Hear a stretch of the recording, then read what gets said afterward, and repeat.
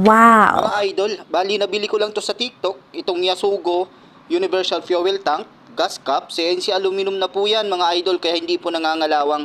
Bali kahit sa motor po yan, pwede po yan mga idol. Bali madali lang pong ikabit yan.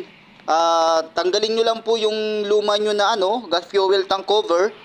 Tapos ang gagawin po dyan mga idol, ay ipapatong nyo lang po yan, yung cap na yan mga idol. Napakadali lang niya ikabit. So pagka pasok po niya, ihigpitan nyo lang po yung pinaka-stopper po na yan. Gamit po yung Allen wrench po na yan. Bali may libre na po yan, pero ang ginamit ko po dyan yung ginagamit ko na na Allen wrench para matibay. Yan, bali yan mga idol. Sukat na sukat po yan. Yan, dagdag pogi po yan sa mga motor natin mga idol. Approve